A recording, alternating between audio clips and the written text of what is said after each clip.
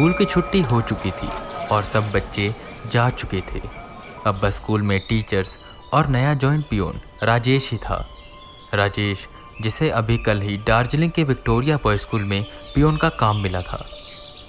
School काफ़ी बड़ा था तो उसका काम भी बहुत ज़्यादा होता था। वक्त से सब चले जाते थे और बस पियोन ही उस स्कूल में अकेला बचता था।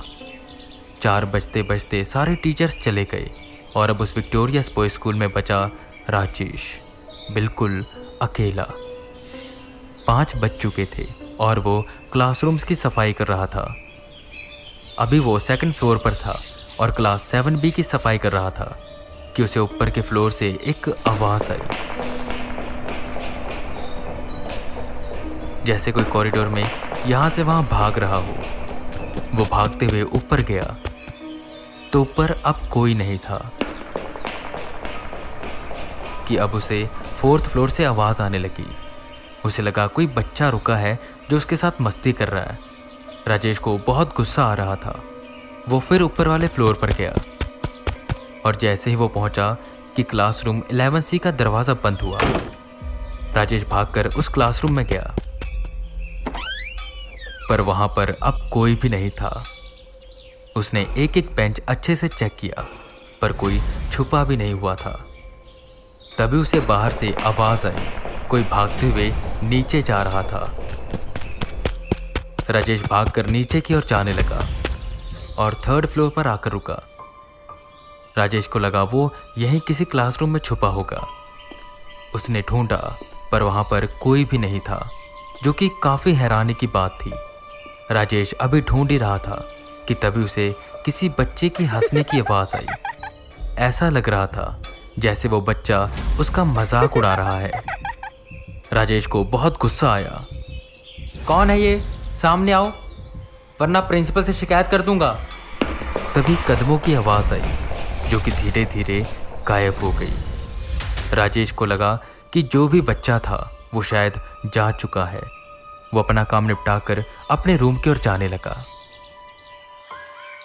अगले दिन राजेश अपने कामों में लगा हुआ था और बार बार ये सोच रहा था कि कल शाम को वो कौन सा बच्चा था जो उसे तंग कर रहा था। वो उस स्टूडेंट्स को देखकर यही सोच रहा था, कहीं ये तो मुझे कल तंग नहीं कर रहा था। एक पल उसके दिमाग में आया कि मैं कंप्लेंट कर दूं, पर फिर उसने सोचा कि मैंने उसे डांट दिया है तो शायद अब वो नहीं आएगा। अगर डांटने के बाद भी आया तो कंप्लेंट कर दूंगा। स्कूल की छुट्टी हुई, सारे बच्चे चले गए। टीचर्स अपना अपना काम कर रहे थे और राजेश अपना काम। टीचर्स के जाने के बाद राजेश ऑफिस साफ करने लगा और फिर क्लासरूम। वो भी 1st फ्लोर के क्लासरूम 3B की सफाई कर रहा था कि उसे 2nd फ्लोर से आवाज़ आई, वही भागने की। ये ऐसे नहीं मानेगा, उसने सोचा और गुस्से में भागते हुए ऊपर जाने लगा। जैसे ही वो ऊपर पहुंचा तो देखा सामने की सीढ़ियों से वो अब 3rd फ्लोर पर जा रहा था। राजेश ने उस बच्चे के पैर देखे। राजेश उसके पीछे पीछे भागता गया और वो जैसे ही सीढ़ियों के पहले स्टेप पर पहुंचा तो उसे अपने पीछे से हंसने की आवाज़ आई। वो पलटा तो अब वो बच्चा नीचे वाले फ्लोर पर जा रहा था। राजेश वहीं खड़ा हैरान हो गया कि आखिर ये कैसे हो सकता है। ये भी ऊपर गया और अब नीचे। उसे लगा यहाँ शायद 2 लड़के हैं जो उसके साथ मस्ती कर रहे हैं। राजेश 3rd फ्लोर पर पहुंचा और उसने एक एक क्लास को अच्छे से चेक किया पर वहां पर कोई भी नहीं था। उसने दोबारा चेक किया। वो सोचते हुए नीचे जा रहा था कि क्लासरूम 11B में कुछ गिरा। राजेश चौकन्ना हुआ। वो भागकर उस क्लास के सामने पहुंचा। उसने दरवाज़ा खोला और जैसे ही दरवाज़ा खुला किसी ने उसे ज़ोर से धक्का दिया जिससे वो गिर गया। उसके सर पर हल्की सी चोट आई। उसने भागकर जाते हुए उस बच्चे को देखा जिसने अपने हाथ में कुछ पकड़ा हुआ था। वो उसे साफ साफ देख नहीं पा रहा था क्योंकि उसके आंखों के सामने सब धुंधला धुंधला छा रहा था। वो बेहोश हो गया और जब उसे होश आया तो रात के 7 बज रहे थे। लगभग अंधेरा हो चुका था और अब स्कूल बहुत ज़्यादा डरावना लग रहा था। पूरे स्कूल की लाइट्स बंद थी क्योंकि लाइट्स राजेश ऑन करता था। अपने फ़ोन की फ्लैशलाइट की मदद से वो आगे बढ़ कॉरिडोर्स की लाइट और मेन लाइट ऑन करने लगा। और ना जाने क्यों जैसे जैसे वो आगे बढ़ता उसे एहसास होता कि उसके पीछे पीछे कोई चल रहा है। वो पलट कर देखता पर वहाँ पर कोई भी नहीं होता। वो किसी तरह सब लाइट्स ऑन कर अपना काम ख़त्म करके अपने रूम में चला गया। उसका सर बहुत ज़्यादा भारी हो रहा था। वो बार बार उसी बच्चे के बारे में सोच रहा था। कुछ अजीब सा था उसके हाथों में। वो जब भाग रहा था तो वो चीज़ हिल रही थी। आखिर वो क्या हो सकता है और वो दूसरा बच्चा कौन है? मैं कल इनकी कंप्लेंट करूँगा। ये सोचते सोचते वो सो गया। अगले दिन की सुबह हुई। राजेश प्रिंसिपल के पास पहुंचा। प्रिंसिपल सर, स्कूल की छुट्टी होने के बाद 2 बच्चे हैं जो घर नहीं जाते, स्कूल में रहते हैं और मुझे तंग करते हैं। अच्छे से सफाई भी नहीं करने देते। कल एक ने तो मुझे धक्का दे दिया। वो तो शुक्र करो मैं नीचे नहीं गिरा। प्रिंसिपल उसकी बातें ध्यान से सुन रहे थे और सर हिला रहे थे। सर कोई एक्शन लीजिए, राजेश ने कहा, जिस पर वो बोले, राजेश वो बच्चे हैं, शैतानी कर रहे हैं, तुम उन पर इतना ध्यान मत दो। तुम तंग होते हो इसलिए वो तुम्हें और ज़्यादा तंग करते हैं और इससे उनको मज़ा आता है। तुम उन्हें बस इग्नोर करो। 1-2 दिन ऐसे ही तंग करेंगे, तुम तंग नहीं होगे तो अपने आप चले जाएंगे। राजेश को प्रिंसिपल का ये आइडिया बहुत सही लगा। अब वो साफ सफाई करता तो उसे यहाँ से वहाँ भागने की आवाज़ें आती, बच्चों के हंसने की आवाज़ें, चिल्लाने की आवाज़ें आती, पर वो ऐसे बर्ताव करता जैसे वहाँ कोई है ही नहीं। वो उनको बिल्कुल नज़रअंदाज करता। कई बार उसके सामने ही क्लासेस के दरवाजे खुलते और बंद हो जाते। पर ये सोचकर कि वो बच्चा मस्ती कर रहा है, राजेश नज़रअंदाज करता। ऐसे करते करते 2 दिन बीत गए, पर अब वो बच्चा उसे और ज़्यादा तंग करने लगा। अंधेरे में जैसे ही राजेश होता वो उसे छू कर भागता। राजेश जैसे लाइट ऑन करता तो बिल्कुल हवा की तरह गायब हो जाता। ऐसे ही एक दिन की बात है, बहुत तेज़ बारिश हो रही थी। बच्चे कम आए थे और टीचर्स भी। बारिश दोपहर के वक्त धीमी हो गई और सारे बच्चे चले गए और उन्हीं के साथ टीचर्स भी, क्योंकि कब बारिश तेज हो जाए किसी को नहीं पता था। बच्चे और टीचर्स चले गए थे और पूरे स्कूल में बस अब राजेश ही अकेला बचा था। बारिश और ज़्यादा तेज हो गई। आज तो बारिश हो रही है, वो दोनों नहीं आएंगे। वो ये सोचकर अपना काम करने लगा। बारिश और ज़्यादा तेज हो गई और बादल गरजने लगे। 4 बज रहे थे पर ऐसा लग रहा था कि जैसे रात हो गई है। काले काले बादल चारों तरफ छाए हुए थे। हल्का हल्का डर उसे भी लग रहा था, जो कि स्वाभाविक बात है। वो कॉरिडोर साफ कर रहा था कि इसी बीच उसे कदमों की आवाज़ आई।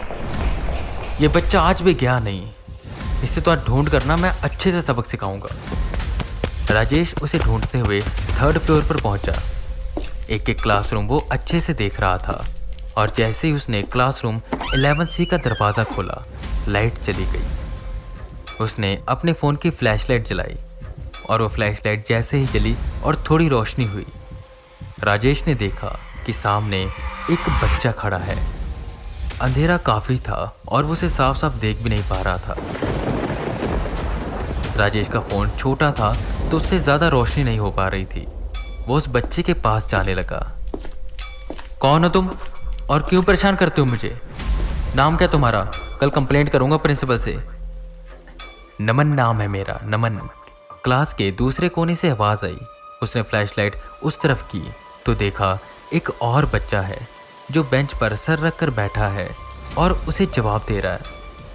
मैंने उससे पूछा है, तुमसे नहीं। और तेरा नाम नमन है ना? तेरी भी शिकायत करूंगा। तुम दोनों ने मिलकर मेरा जीना हराम कर दिया इतने दिनों से।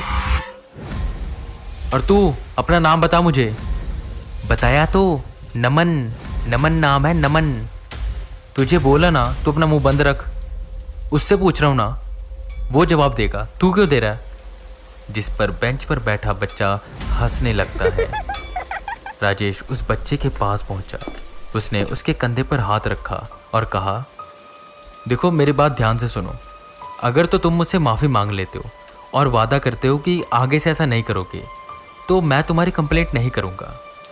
राजेश उसे प्यार से समझा रहा था कि तभी लाइट आ गई और सारी लाइट्स ऑन हो गई। अब उस क्लासरूम में पूरी रोशनी थी और राजेश सब कुछ साफ साफ देख पा रहा था। और जो राजेश ने देखा उससे उसका दिल दहल गया। जिस बच्चे के कंधे पर राजेश ने हाथ रखा था उसका सर था ही नहीं। और जब राजेश ने उस बेंच की ओर देखा तो वहाँ कोई बच्चा सर रखे नहीं बैठा था, बल्कि उस बेंच के ऊपर एक सर रखा हुआ था जो कि उसी बच्चे का था। और वो सर राजेश से बातें कर रहा था और जोर जोर से हंस रहा था। बिना सर का वो धड़ घूमा। राजेश ने उसके कंधे से हाथ हटाया और पीछे की ओर जाने लगा। राजेश का दिल बहुत तेज धड़क रहा था। उसे कुछ भी समझ नहीं आ रहा था। वो पसीने से तरबतर हो गया। वो जोर से चीखा और डर से वहीं बेहोश हो गया।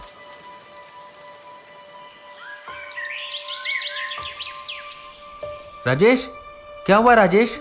यहाँ क्या कर रहे हो? अगले दिन सुबह एक टीचर ने उसे उठाया। घबरा कर राजेश उठा और ये सब बातें उस टीचर को बताने लगा। वो टीचर ऐसे बर्ताव करने लगा जैसे उसे कुछ पता है, पर वो उसे बताना नहीं चाहता। राजेश ने बात को नोटिस किया और उसे फोर्स करने लगा, जिस पर वो टीचर बोला, हमारे स्कूल का एक स्टूडेंट था नमन, जिसकी सर कटी लाश इसी क्लासरूम में मिली थी। उसे किसने मारा, क्यों मारा, ये आज तक पता नहीं चला। और जब से वो मरा है उसके बाद से बहुत से स्टूडेंट्स ने, टीचर ने और पिछले पियोन तक ने उसे देखा है और उसकी आत्मा पूरे स्कूल में भटक रही है। इतना सुन राजेश ने वो नौकरी छोड़ दी और आज भी जब वो इस चीज़ को याद करता है तो उसका दिल दहल जाता है। आज भी उस हेडलेस बॉय की आत्मा उस स्कूल में भटकती है और शाम के 5 बजे के बाद उस स्कूल में इंसान तो क्या, कोई जानवर भी जाने से डरता है।